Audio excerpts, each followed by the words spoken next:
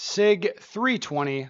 We're going to talk about it some more. I'm going to go through your comments from the latest SIG video. Check out my engagement hacking grifter shirt. It's amazing. Friend of mine made it for me, sent it to me. Fantastic. Anyway, before we get into your comments, I want to give some comments on the SIG 320. Not all 320s, but my 320 Legion X5. With the modifications I've done to the gun, again, drop-in barrel, SIG armor disconnector, agency arms shoe with the safety dingus, and also the Apex trigger. The trigger kit is from Apex. I shot my gun today in class. Like I'm not gonna lie. Like I really like this gun now. And with the test that we can do on the gun, I don't feel like mine is going to do an uncommanded discharge with the KKM barrel and the SIG armor disconnector. I don't feel like mine's going to explode. And the trigger safety dingus makes me feel good. I enjoy shooting. I like the gun now. I mean, to be honest, like I like it. It's maybe not the best gun, but the one that I have, it's really good, and I like it. I do. Honestly, I like shooting it. Uh, I can see why. What did I make a video that these are? I made a video a while back about how a SIG 320s, they're a little bit 2011s for poor people because it kind of scratches that itch, that modularity, modification, fucking around with the gun to get it to be the best gun. It scratches that itch a little bit. Not that that's not really the experience I like to have. I just want the gun to be good. So, in a sense, I made my gun more or less the way it should come from the factory, where it doesn't blow up and it's accurate.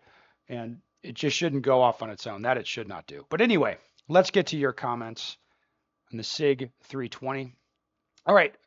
The top, well, I've sorted them by order of likes. So top comment was a quote from me in reference to the YouTuber Protraband. I said he's on a bit of a crusade against SIG, which is fine. Yeah, I wouldn't say I've been beating the anti-SIG drum for years, but I've been pointing out problems that I see with the gun, with the 320 for years. Um, and now it's kind of turned into a drumbeat because there's so many other people, there's so much more information out there. Time has marched on. So yes, at this point, being on a crusade against SIG, like that's fine. If you want to say like, hey, I think this company's like fucked up, unethical, whatever. Like I don't like what they're doing. That's totally fair. Even the communication they have on social media in reference to the uncommanded discharge issue, it feels a little bit like they tell small truths in order to obfuscate the big ones. Like, oh, this officer has admitted that the SIG 320 is safe, right? That's a small truth, I suppose. But the larger truth is like, the gun itself, there's some problems, it looks like. Sure does. All right, next comment. We're still waiting on the hotel shampoo review. Oh, man, that's so hit or miss. So hit or miss. And I usually don't stay in very nice hotels. Sometimes I do, but usually the shampoo sucks. All right, police agencies dropping SIGs as in replacing them. Love the unintended pun. Yeah, they are dropping SIGs, I think quite a lot of them. All right, tolerance stacking, that's a manufacturing term. Yes, that's the term for what it looks like is going on with the SIG in terms of the safety system to catch the striker should the striker fall. Smarter people than me look at that and be like, hey, if these are a little bit out of tolerance, this is not going to work right. So when you have so many tolerances in a row that have to be right, yeah, tolerance stacking. One guy's reply, correct, had to scroll much too far to see this comment. Yeah, that's good. That's the term for it, is tolerance stacking is what I was referencing in that video. Okay, I've been referencing 3 P320s in trench coat, and he's been going in depth about the whole pass-fail deal and how SIG may have been able to correct the issue. Yes, you see that? I think the issues that I'm talking about are well understood by many of the nerds, the SIG nerds. I mean, like I'm friends with a couple of them, these guys that like are really into it and know all the details, know it by heart. Now, as far as SIG being able to correct the issue, like I'm convinced that it's correctable, whatever it is, like for sure. It's just If SIG did correct the issue and said they corrected it, like, would you believe them? Should you believe them? Okay, Ben Steger being the catalyst for change is a high up comment. Yeah, I'm trying to be. One comment there, a legend in his own mind. So good. All right, people are emotionally invested in the platform. They see California wildfire levels of smoke and still not admit there might be a fire. Yeah, now there's some of that. There's some people that are emotionally attached to the platform. There's no doubt. Um, Follow-on comment, people are also emotionally invested against the platform. This is true. I'm an engineer, so I approach this issue first by obtaining a mechanical understanding of the function of the pistol, then determining what needs to go wrong for an uncommanded discharge to happen.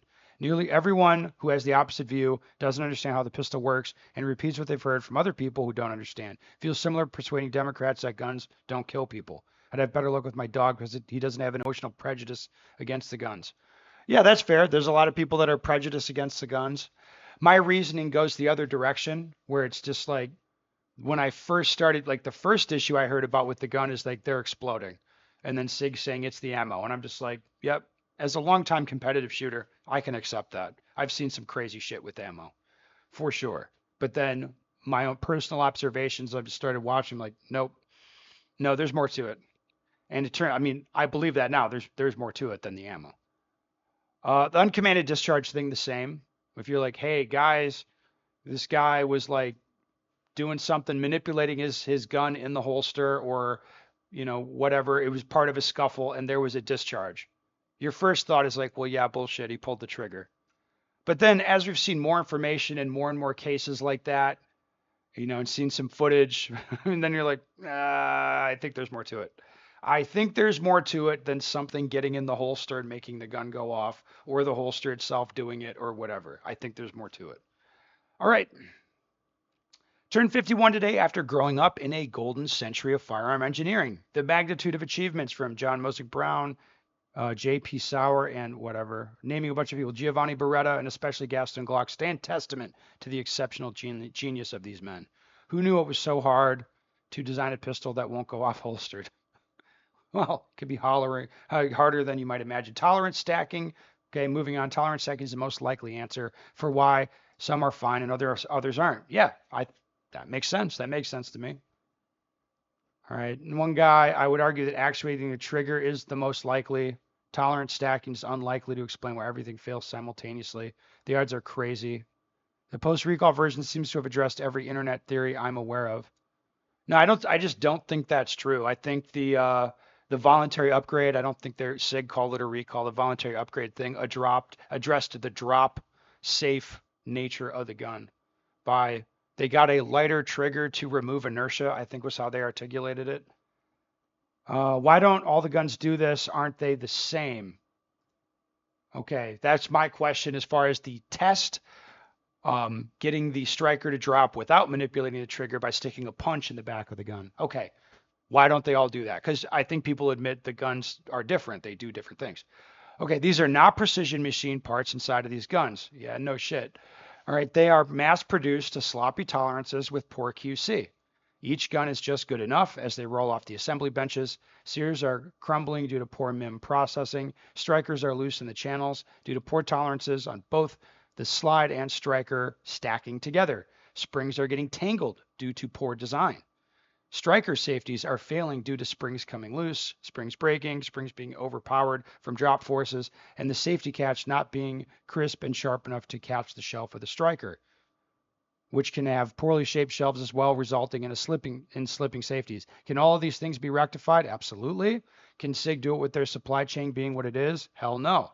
They cut costs and corners by going with cheap foundries who are sloppy, not binning the parts based on actual measurements so that no two mating parts will be at the opposite end of specification. That requires human intervention, which costs money. Also, those Sears are garbage. They need to just machine those in-house and stop being so damn cheap. MIM is fine, but it has to be done correctly, which in the case of SIG's supply chain, it's not. There you go. Like that's his opinion about the parts. All right, B320s are being built to a cost, and this is the result. They can work as engineer, but that requires higher quality standards than they are willing to pay for. Now they're fighting a losing war because they can't afford to own up to the mistakes in logistics that got them here because of all the massive contracts and liability. Insert joke here about self-inflicted gunshot wound. Yeah, man, that post really picks up steam towards the end. That's for sure. The financial exposure, like I said, the financial exposure for SIG, it's incredible. I can't imagine what the numbers look like, but it's got to be a problem. These are not precision machine parts inside of these guns in quotes, which is the entire problem. Yeah, it is. All right, this seems to indicate that my early assessment was correct. We moved on to another comment now. There isn't a problem, but a whole bunch of problems, and any combination of them can produce the issue. That's why some guns are okay and some aren't. At least we have the go, no go test to see if the striker block works in your gun. I mean, I don't know if that test is like valid as far as that. It makes sense to me. And I feel a lot better emotionally shooting my SIG now because I'm like, well, it passes the test. That's good. All right, sold off my P320X. Took a beating, but glad it's gone. Replaced with an HK VP9A1, and I'm super happy. I think there's a lot of people selling their SIGs right now. Let's go over to Gunbroker. Let's go see. Let's go see if there's a bunch for sale. I just searched the term SIG 320 and I found 3,500 of them. Oh, okay. That feels like a lot to me. Let's keep going and see what else we can find. All right. For any of the dudes that say mine is fine, it must not be a real problem. Yeah, that's one of my favorite replies, and it's not specific to the SIGs. It's any gun-related issue. Like I can take, and it's fun sometimes. Like if I have an optic fail, like I had an acro failed in class last week, and I just took a picture, put it on the internet, and invariably somebody will post like, oh, I've had mine for 2 years and 6,000 rounds, and mine's been perfect, and it's kind of like, okay, I mean, well, that's good for you. Doesn't really affect this scenario over here, which is unrelated to you. It's always the same stories. People are kind of they give way more weight to their personal experience than other stuff they see. All right. For any of the dudes who say mine is fine, it must not be a real problem, I encourage them to Google tolerance stacking. Even if we give SIG the benefit of the doubt and assume their QC isn't fucked, they can still have a problem. If one or more parts in the, yeah, like we've gone through this other post, like, yes, it all makes sense. It kind of lines up, doesn't it?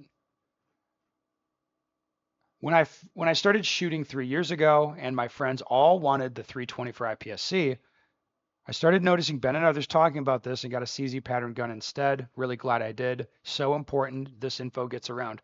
Yeah, especially if you're shooting internationally. It's like to me, I can just go buy more guns and it's not like a big deal. Some countries like the licensing is tight and you can't just have as many guns as you want. There'll be like limitations on what you can get. Stuff is more difficult and expensive to get. So you got to make sure you pick right. So yeah, this just matters more for other people, I think. All right, Ben, excellent questions you're asking here. As a gunsmith, the main weakest link I found, as it pertains to why sometimes it may actually set off the chambered round or not, seems to be the safety lock, or generically the firing pin stop safety. The first time I pulled apart the striker assembling a 320 circa 2015, I immediately noticed their proprietary angled firing safety and was immediately put off by it. I actually wound up selling off my 320 before the MHS handgun trials started and never looked at them again. There were a few other things about the design that gave me pause about it, and I really have no interest in triggers nor a chassis in a handgun. I mean, Kel-Tecs have a chassis, big deal. I applaud your point of view on this, and you asked the right question instead of being a little bitch. Keep up the vids. Yeah, I mean, I think it's fair to ask why did the guns respond to that little test differently? It's fair to like look at the reported incidents that there are where the gun discharging it's not that the gun's sitting there and goes off on its own. That's not really what's being alleged. It's that it's being jostled or bumped or there's some other thing happening. Guy getting out of a car, like people in a scuffle subduing a suspect, gun goes off. Like that's the allegations, right? It's not that it just sits there and goes off on its own. And I think it's important to point that out and again square that with other theories that people have and other information. All right, coked out 80s Ben is the best Ben. Fair enough, sir. I bet Ben knows how to party. Out of 25 dudes, he's one of three still standing at 7 a.m. in Vegas after a bachelor party, saying where to next. Oh man, yeah. Last day of SHOT Show, I went into it. I had not slept the night before because there was a bit of a party. There was a bit of a thing going on the night before. Man, that guy knows. They deserve every bit of the backlash. Now this is pointed at SIG. Yeah, it didn't have to go this way. They chose this path. If you don't believe what's being shown and reported, you're willfully ignorant at this point, blinded by loyalty to a company that doesn't know you exist.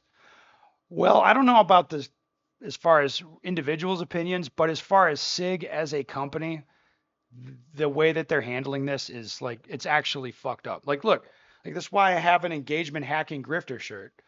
Like, they'd rather, you know, I don't think that I'm malicious about SIG. I think I'm pretty fair, and they'd rather call people names, or they'd rather say, "Oh, these guns are safe" or whatever, instead of giving like a real sort of discussion about what's going on. And I understand why they're not going to do that.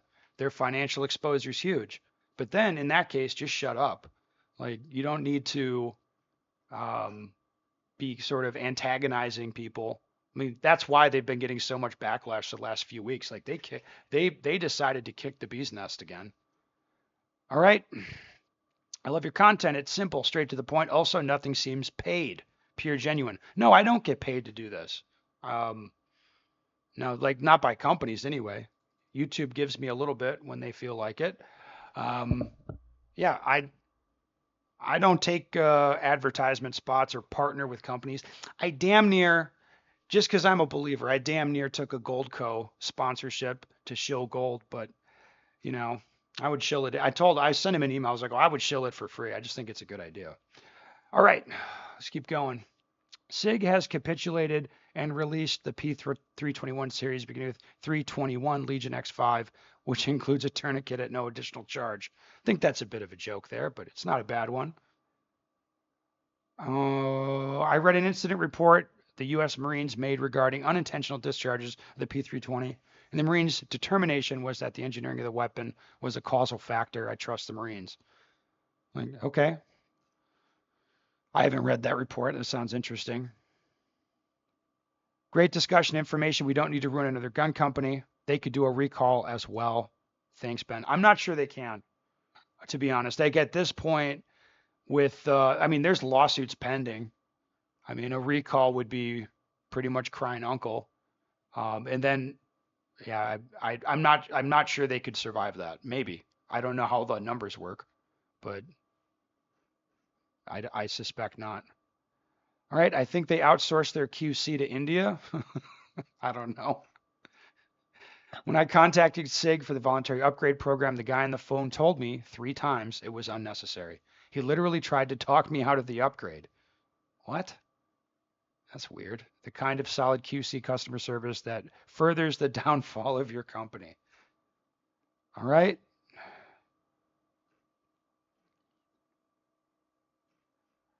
I think you're right. It all makes sense. Yeah.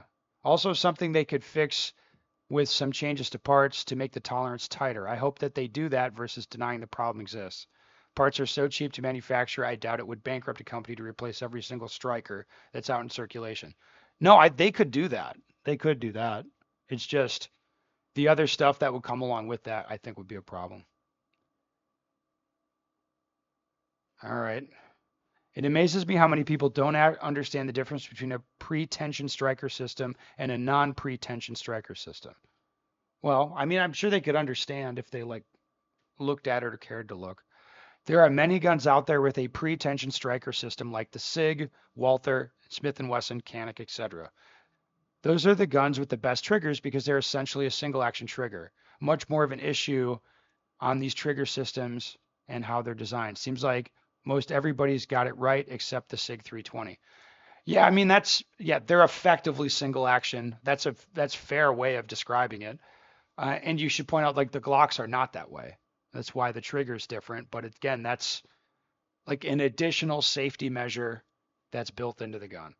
I've heard kind of similar kind of theories about the trigger safety dingus. Now, some guys are saying, and I think this is true. Now, if we do the punch test on this gun and the gun, like I can actuate it and get the striker to fall, apparently you're going to see the trigger move, right? And some people are saying the trigger safety dingus might prevent this because the trigger moves a few millimeters. I don't know if that's true because this gun passed the test, and I never tested it without the safety dingus in there. So I don't really know if the safety dingus would assist this or not. Maybe. I mean, it makes sense in my head that it might. All right. Your best and most professional post up on this topic, and I'm pretty much exactly where are you on this issue. That's what and why the fix. Hopefully it's something simple like stronger springs in the sear and a striker safety at the cost of a heavier trigger pull. At this point, who the F cares? I have too many 320s. Just make them safer so they are not boat anchors for me. Yeah, that's not an unreasonable point of view where it's like, give me clarity at least, because I'm sure Sig knows more than we do about this for sure.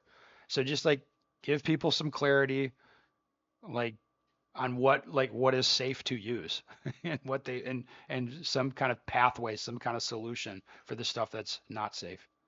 All right, hopefully other gun companies will learn from SIG's mistakes. That's a big one. We should hope that. Um, SIG has definitely fucked this up pretty bad, no doubt. No doubt. Okay. Let's see if there's any other really interesting. So there's like 500 comments on this video. 500. All right.